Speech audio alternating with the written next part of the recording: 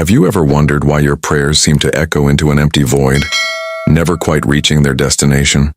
Why, despite your unwavering faith, that abundance you've been seeking continues to slip through your fingers like sand? What if I told you that for centuries, perhaps even millennia, we've all been getting it catastrophically wrong?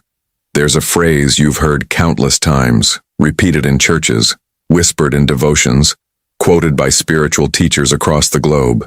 Seek first the kingdom of God, and all these things shall be added unto you. It sounds beautiful, doesn't it? Almost poetic. But here's the uncomfortable truth that nobody wants to admit. We've been repeating these sacred words without the slightest understanding of what they actually mean. We've turned profound spiritual wisdom into empty religious rhetoric, a mantra devoid of its transformative power. Think about it for a moment.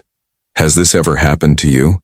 You've prayed earnestly for something, maybe financial breakthrough, maybe healing, maybe a relationship to mend, and yet nothing changes.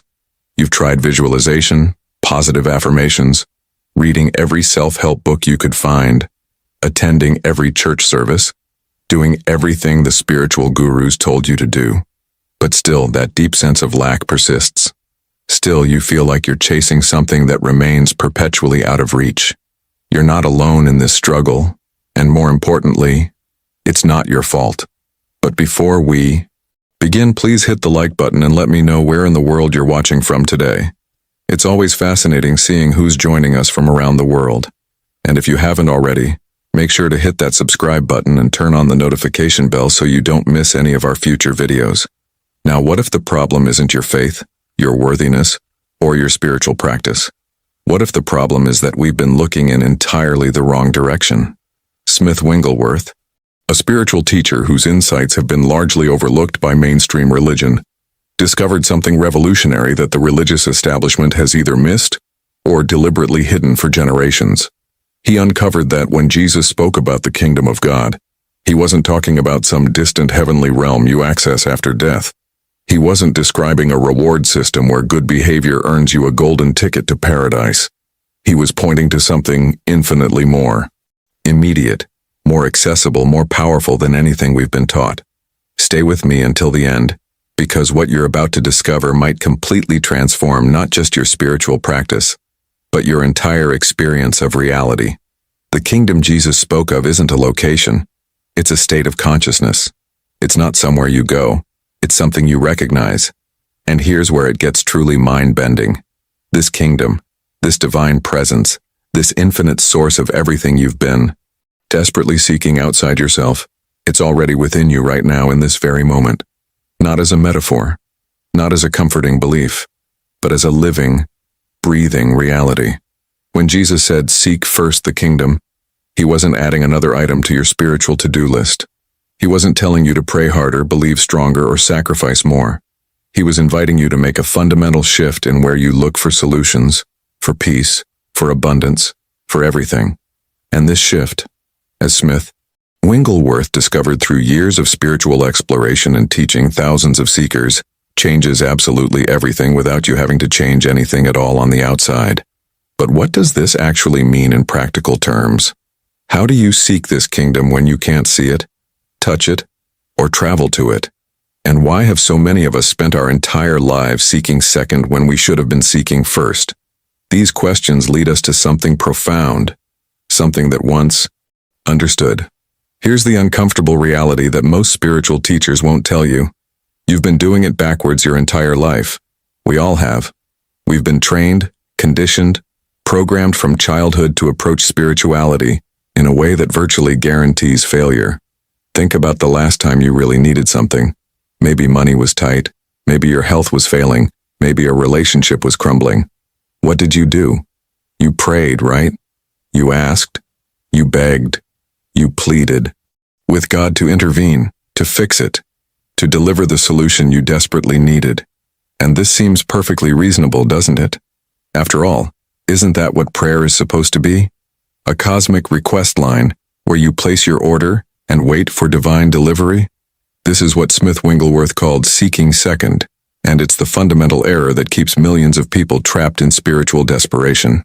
We've been taught to put the material world first, our problems, our lack, our circumstances, and then expect consciousness, expect God, expect the universe to serve those material concerns.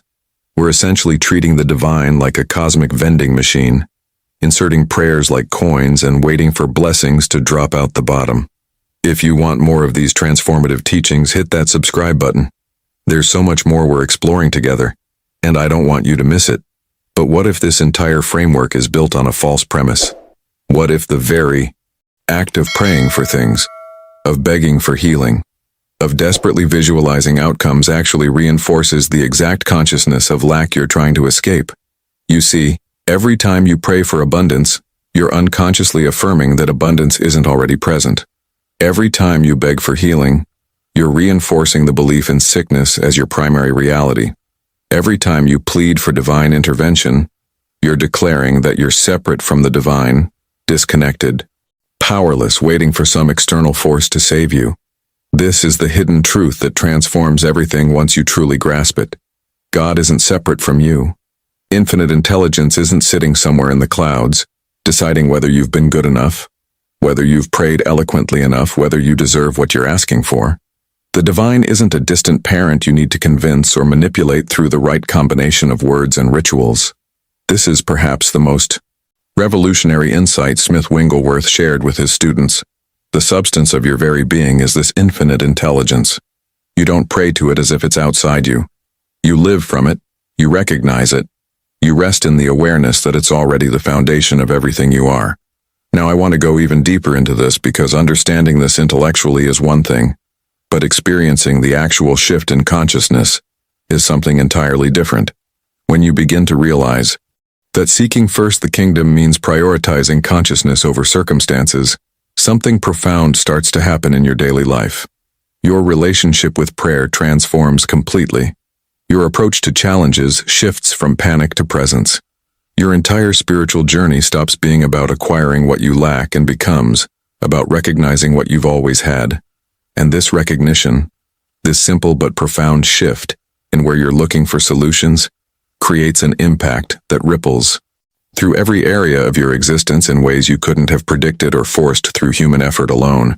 Write in the comments, "I'm ready to seek first," if this perspective is opening something new in your understanding. So how do you actually make this shift from seeking second to seeking first?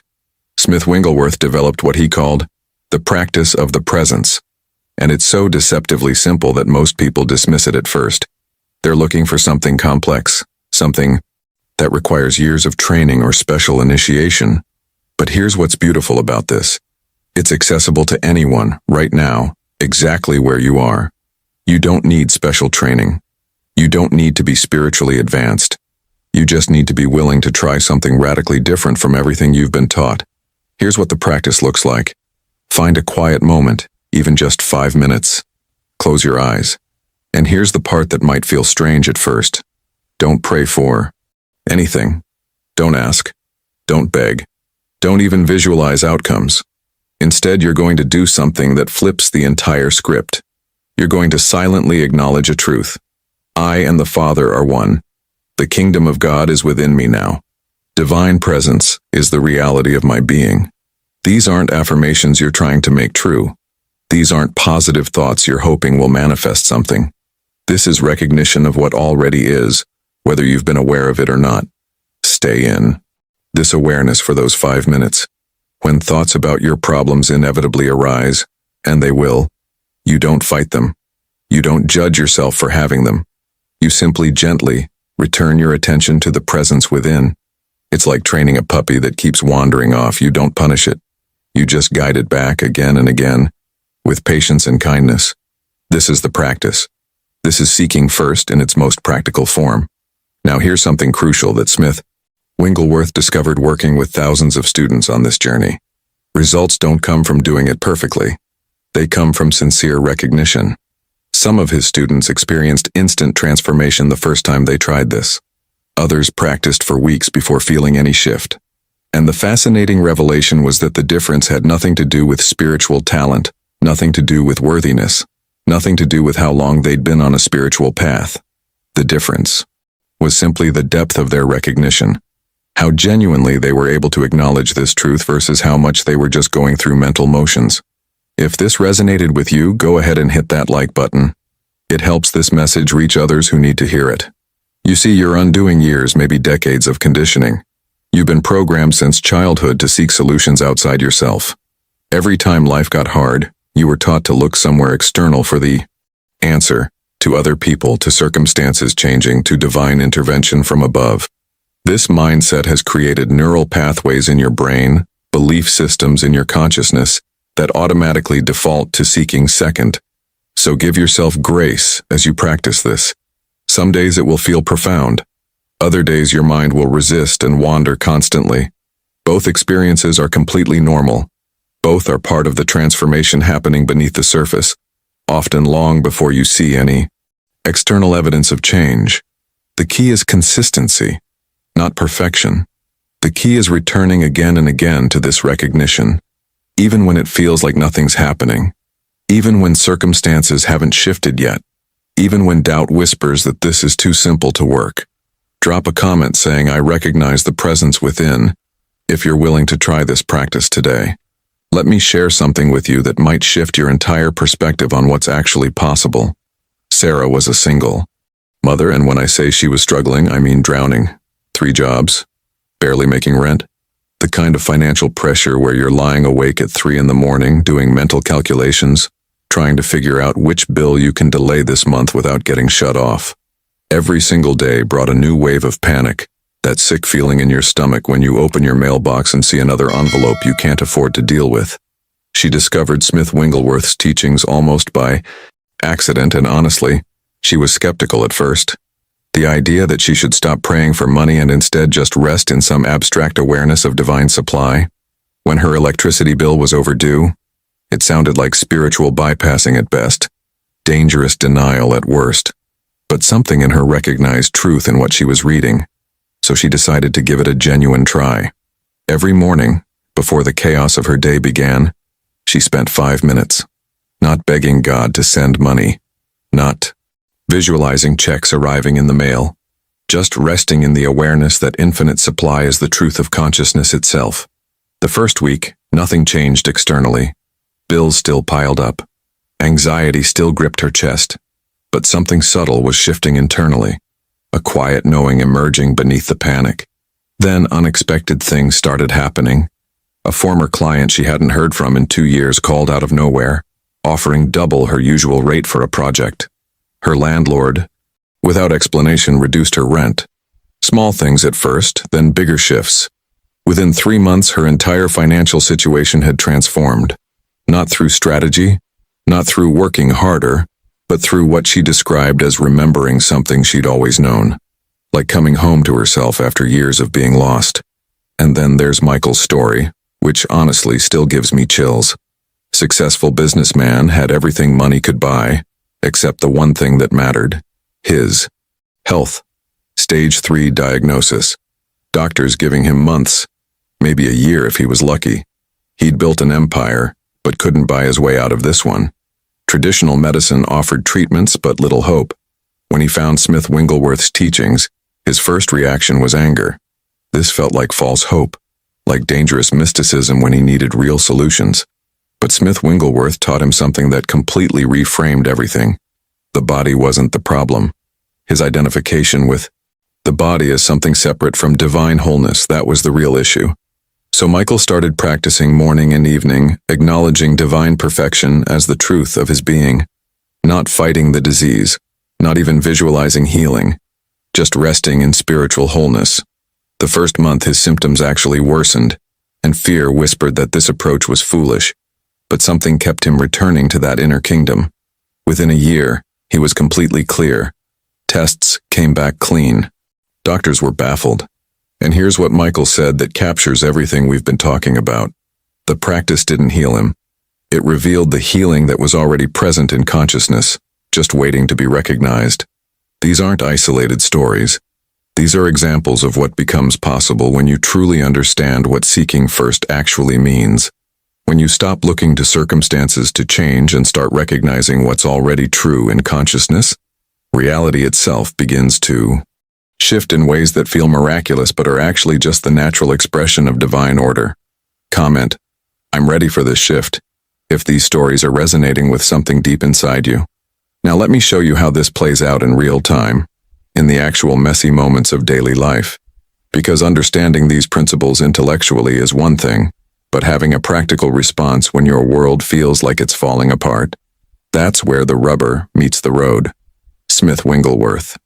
Notice something fascinating about human behavior. The moment a problem appears, we have an automatic, conditioned response that happens faster than conscious thought.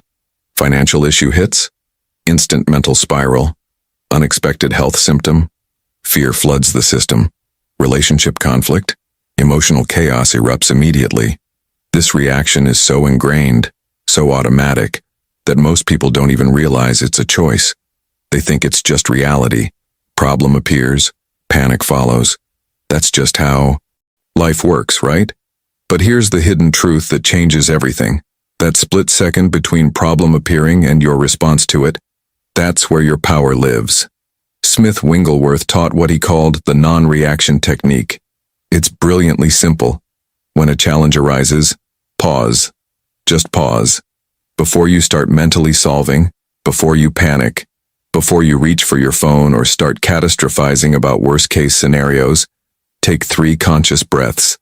And during those breaths, turn within. Acknowledge the kingdom. Internally recognize that divine presence is the only real power operating in this situation. You're not denying the appearance. You're not pretending the problem doesn't exist. You're simply refusing to give it ultimate authority over your consciousness. You're choosing to seek first, even in crisis. This breaks the automatic pattern we've all been running on for years. Instead of immediately seeking solutions in the material world, calling people, manipulating circumstances, trying to force outcomes, you address the practical issue from a centered place. And what's remarkable is that solutions emerge more clearly from this space. Actions flow more naturally. Outcomes unfold more harmoniously. This isn't magical thinking. This is a complete shift in how you engage with reality itself. But let me take this even deeper, because there's a subtle distinction here that most spiritual teachings completely miss. What you're doing in that pause isn't what most people think. Most spiritual practices operate on what Smith Wigglesworth called treatment. You affirm health because you believe in sickness. You visualize abundance because you feel lack. You pray for peace because you're experiencing turmoil. See the problem? Every single treatment unconsciously reinforces the very issue you're trying to solve. You're essentially saying, this problem is real, and I need to create the opposite to fix it. That's still seeking second. That's still putting the problem first and trying to use consciousness to solve it. Recognition is revolutionary because it's entirely different. You're not treating the problem, you're recognizing truth. Not because the problem isn't appearing to your senses, obviously it is, but because consciousness is more real than appearance. Divine wholeness isn't something you need to create through affirmations. It's an established fact. Infinite supply isn't something you manifest through visualization. It's spiritual law. Perfect peace isn't something you achieve through meditation techniques. It's your true nature. You're not trying to make these things true. You're acknowledging they already exist in the kingdom within, completely independent of whatever circumstances are appearing in the material world. This recognition doesn't fight appearance. It simply rests in what's more real. Write, I see the difference now in the comments. If this distinction between treatment and recognition is clicking for you, there's something I need to address that might be causing you more exhaustion than anything else in your spiritual journey. Most of us have been operating under a massive misconception about how life actually works. We've been taught that results come from effort. The harder you work, the more you push, the more you force outcomes, the more success you'll achieve. So we exhaust ourselves. We grind. We hustle. We manipulate circumstances, control every variable, try to make things happen. Through sheer willpower. And yes, sometimes it works. But at what cost? You're tired, burned out, running on empty while trying to fill everyone else's cup. Smith Wigglesworth identified this as the fundamental difference between human effort and divine activity. One drains you, the other energizes you. One comes from a consciousness of lack, a desperate scramble to get what you don't have. The other flows from fullness, an inspired expression of what already is. He called this living by grace. And it's not about becoming passive or lazy. It's about recognizing there's a natural flow of good from consciousness to experience that you can either align with or exhaust yourself fighting against. When you truly seek first the kingdom, something shifts in how you take action. You stop forcing. You stop straining. You stop trying to control every outcome through manipulation and willpower. Instead, you take what Smith Wigglesworth called inspired action, steps that feel natural, that emerge from inner guidance rather than outer desperation. You're still productive, possibly even more so, but you're working from rest instead of anxiety, from confidence instead of fear, from knowing instead of hoping. The results that come from this place are often more beautiful, more perfectly timed, more elegantly orchestrated than anything you could have forced into existence through human effort alone. Think about where in your life you're currently forcing things. Where are you straining? Where? Does every step forward feel like pushing a boulder uphill? Those are the exact areas where you're seeking second, where you're operating from human effort instead of aligning with divine activity. And here's the invitation. Gently release that grip. Turn within. Acknowledge that infinite intelligence is already handling the situation perfectly. Your job isn't to make it happen. Your job is to recognize it's already happening in consciousness, then take whatever practical steps feel natural from that centered awareness. Now let me address something about meditation that might completely transform how you approach it. Most people sit down to meditate with an agenda. They want peace. They want answers. They want healing. They want manifestation. They're essentially using meditation as another tool to get something, which means they're still seeking second even in their spiritual practice. They talk at God through prayer and affirmation, making requests, stating intentions, trying to convince the universe to deliver what they need. Smith Wigglesworth taught something radically different. He said meditation is pure listening, not listening for answers necessarily, but simply being present. You sit in silence not to acquire anything, but to feel the aliveness within you, to sense the presence that exists before thought, to recognize consciousness itself. This requires nothing from you except willingness to be still. No mantras needed, no visualizations required, no complex techniques or years of training. Just quiet awareness of awareness itself. You sit comfortably, close your eyes, and simply be present to presence. When thoughts arise, and they absolutely will, you let them pass like clouds moving across the sky. You don't fight them. You don't judge yourself for having them. You just gently return to the stillness beneath all thinking. This is the kingdom. This awareness, this presence, this consciousness that's observing everything. It has no problems because it exists prior to all appearances. Comment, I'm learning to listen, if this approach to meditation feels like coming home to something you've always known. Now here's where things get real, and I want to be completely honest with you about the resistance you're going to face. The moment you start practicing this, your conditioning is going to scream at you. Your mind, programmed by years of crisis management, will insist that circumstances must be addressed immediately. That bill sitting on your counter? It demands attention right now.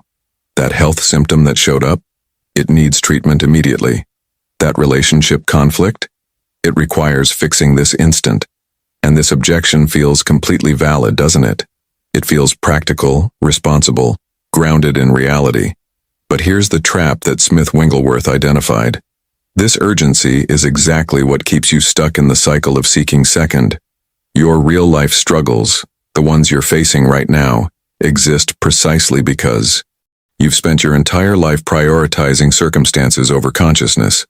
You've trained yourself to react immediately to every external situation, giving material appearances ultimate authority over your state of being. And where has that gotten you? Probably right back here looking for answers because the old approach isn't working. Seeking first doesn't mean you become irresponsible. It doesn't mean you ignore your bills or neglect practical issues or pretend problems don't exist. What it means is addressing them from the right foundation. You can acknowledge divine presence even while calling your doctor. You can recognize the kingdom within even while paying your bills. The difference is internal priority, not external action. When your house is on fire, you absolutely call the firefighters. But you can seek first in your consciousness, while taking second the appropriate practical steps. This internal shift changes how the external unfolds in ways that seem almost magical but are actually just the natural order of reality responding to consciousness. The second major challenge you'll face is impatience. And I need you to hear this because it might save you from giving up right before your breakthrough. You might practice this for a week, maybe 2, and find yourself wondering why your life hasn't completely transformed yet. You acknowledge the kingdom within, you did the meditation, you tried the non-reaction technique, and yet your bank account looks the same. Your relationship is still struggling. Your health hasn't shifted. Doubt starts whispering that this mystical approach doesn't actually work, that you should return to old methods. At least those felt like you were doing something concrete. Smith Wigglesworth warned specifically about this impatience because he saw it derail so many sincere seekers. Here's what you need to understand. You're undoing decades of wrong seeking, years of neural pathways that automatically look outside for solutions, lifetimes perhaps of believing that matter is cause and consciousness is effect. This reversal doesn't typically happen overnight. Some people experience instant breakthrough, yes, but most require persistent practice. And neither path is better or worse. Both are valid journeys toward the same recognition. What's crucial to grasp is that transformation happens in consciousness before it appears in circumstances. You might practice for weeks and see nothing different externally. Your mind will use this as evidence that nothing's working. But something profound is occurring beneath the surface. Neural pathways are literally rewiring themselves. Belief systems that have governed your reality for decades are dissolving. Your consciousness is expanding into a new understanding of how life actually operates. The outer world must eventually reflect this inner transformation, not because you're forcing it, but because that's spiritual law. Consciousness is cause, matter is effect. When you consistently prioritize the cause, the effect has no choice but to shift. Type, I trust the process if you're willing to give yourself the grace to transform at your own pace. There's something critical I need to share with you about why this practice might not be working for some people, even when they're sincere about it. Most of us compartmentalize our spirituality. We carve out a sacred 20 minutes in the morning for meditation. We acknowledge the kingdom within. We feel connected and centered. And then we close our eyes, stand up, and immediately shift back into ego consciousness for the remaining 23 hours and 40 minutes of our day. We visit presence briefly, then spend the rest of our time residing in problems. We touch the kingdom momentarily, then live from circumstances permanently. This split consciousness is why transformation remains elusive for so many sincere seekers. Smith Wigglesworth taught something far more radical than occasional spiritual practice. He said seeking first must become continuous awareness, not constant meditation. You still have to live your life, work your job, have conversations, handle responsibilities. But underneath all that activity, there's an ongoing recognition, a remembering. As you work, you silently know divine intelligence is guiding you. As you interact with others, you recognize presence in everyone. As you face challenges, you remember the kingdom within. This isn't mental chatter or forced thinking. It's living from a deeper awareness beneath the surface level of your mind. The practical way to develop this is beautifully simple. Set gentle reminders throughout your day, maybe on your phone, maybe sticky notes in strategic places, maybe just mental bookmarks at certain activities. Simple phrases: kingdom within, divine presence, seek first. These aren't tasks to complete. They're invitations to remember, to come back to consciousness, to recognize truth in the middle of your ordinary day. Each reminder pulls you out of autopilot reaction and back into aware presence. Over time, something remarkable happens. This remembering becomes automatic. It shifts from being something you do to being who you are. It becomes your default state rather than an occasional practice you have to remember to perform. And this is where total transformation actually occurs. Not in the isolated meditation sessions, but in the continuous living from kingdom consciousness throughout your entire day. Your default responses begin to change at a fundamental level. Crisis happens, and it will still happen. Life doesn't become problem-free, But instead of triggering immediate panic, it now prompts you to turn within. Challenge arises, and instead of creating paralyzing fear, it invites deeper recognition of the presence that's untouched by circumstances. Difficulty appears, and you find yourself naturally seeking first before seeking second, not because you're forcing yourself to remember the technique, but because this has literally become how you operate in the world. Smith Wigglesworth described this as living by the Spirit, and it's not about occasionally accessing spiritual help when things get really bad. It's about continuously living from spiritual foundation in every moment, whether things are going well or falling apart. The kingdom within you, this consciousness you're learning to recognize, it's already complete, already perfect, already whole, already lacking nothing. You don't need to improve it. You don't need to develop it. You don't need to earn access to it. You need only recognize it's already here, already you, already the foundation beneath everything you experience. And this recognition, when it becomes continuous rather than compartmentalized, transforms everything without you having to force any external changes. Comment: my foundation is shifting. If you can feel this transformation beginning in your own consciousness, if you've made it this far, I want to acknowledge something. You're not here by accident. Something in you recognized truth in these words. Something deeper than your thinking mind responded to this message about seeking first the kingdom, and that recognition itself is the kingdom acknowledging itself within you.